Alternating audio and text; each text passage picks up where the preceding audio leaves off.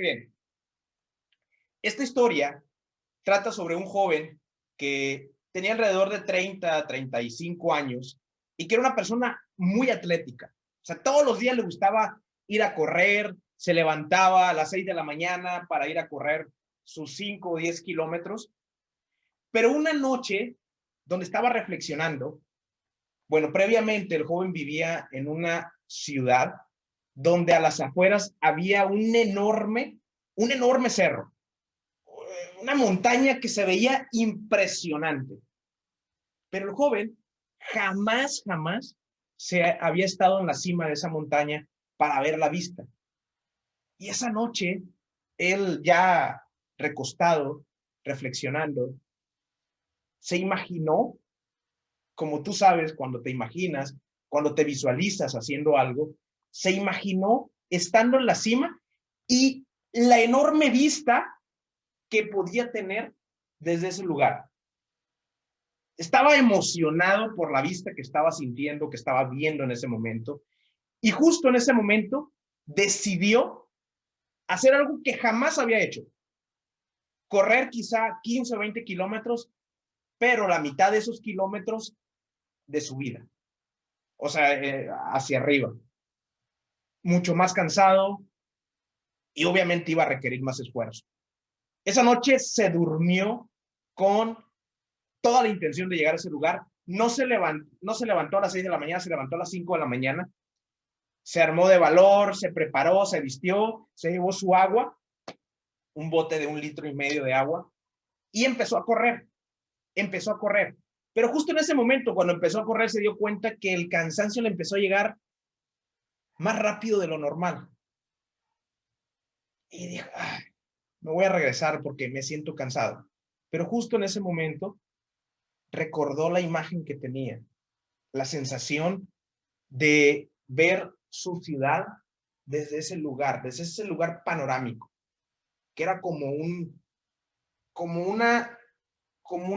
una postal que se le había quedado impregnada en su corazón.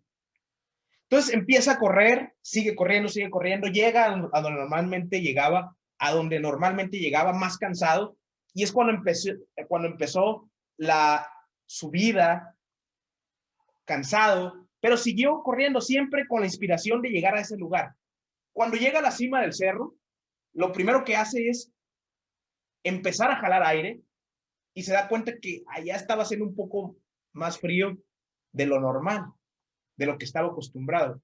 Y cuando llega al lugar, lo primero que se encuentra es una enorme cabaña preciosa. Y a un señor mayor, un señor adulto, tranquilo, que irradiaba tranquilidad, paz mental. Señor, le dice, ¿me puede regalar agua, por favor? Vengo muy cansado y no traigo ya ni una gota de agua. Muy bien, joven, le dice. Fíjate bien lo que vas a hacer. Allá al final atrás justo de esa cabaña que es la de tu servidor, está un gran pozo. Y puedes agarrar agua de ahí, pero tienes que bombearle. El agua va a empezar a salir quizá a los 3 o 4 minutos de que empieces a bombearle. Si dejas de bombearle, vas a tener que volver a iniciar. Entonces, por favor, te encargo que lo hagas tú.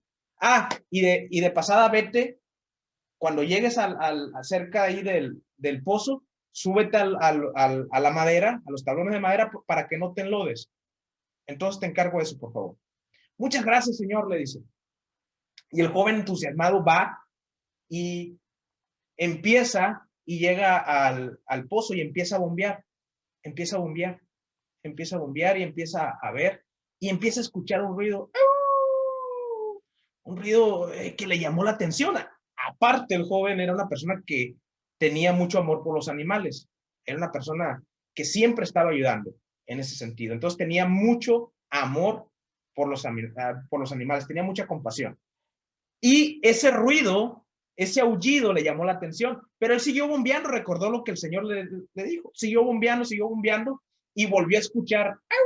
Y como que en ese momento le entró las ganas, de manera inconsciente, o sea, de dejar la bombilla para ir a buscar a ver qué estaba pasando.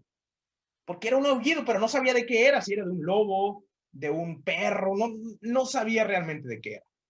Pero el joven decidió, traía tanta sed que decidió seguir bombeando el agua, hasta que finalmente bebió agua del lugar, llenó su bote, su garrafón, y dejó el pozo. Y justo volvió a escuchar el ruido. Y empezó a buscar del lado, y justo del lado, justo al otro lado del pozo, estaba un pequeño perro. Un perro sobre un tronco de madera. Y el joven, pues, intentó ayudar al perro. Lo levantó, pero el perro más lloraba. Y lo levantaba y el perro, man, ¿qué tendrá este perro? A lo mejor tiene quebrada alguna patita, algo tiene. Le voy a preguntar al señor para ver qué es lo que tiene, para ver qué puedo hacer para ayudarlo.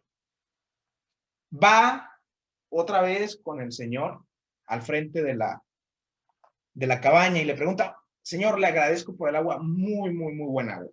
Pero quiero hacer una pregunta. ¿Qué pasa con el perro que está allá al otro lado del pozo? No le hagas caso a ese perro, está loco, hombre. Señor, ¿qué le pasa a ese perro? Se ve que está sufriendo, se ve que está llorando. ¿Qué es lo que pasa a ese perro? No le hagas caso, joven, a ese perro, hombre. Déjalo, está loco. Señor, por favor, le pido que me diga qué es lo que tiene el perro. Mira, no debería decírtelo, pero te lo voy a decir. ¿Verdad que el perro está sobre un tronco de madera? Sí, le dice, está sobre un tronco de madera. Ah, pues mira, justo donde está el perro está un clavo, más o menos de media pulgada, y el perro está sobre ese tronco, está sobre ese clavo. ¿Cómo le dice? ¿Y por qué el perro es que no se mueve? Y le dice el Señor sabiamente, porque el dolor no ha sido lo suficientemente doloroso. Y la pregunta que yo te hago a ti que me estás escuchando, ¿cuántos clavos tienes en tu vida que muelen y muelen, pero que a lo mejor te hace sentir placer? ¿Cuántos clavitos tienes en tu vida y que no haces absolutamente nada para salir de ellos? Lo único que haces es quejarte y quejarte. ¿Cuándo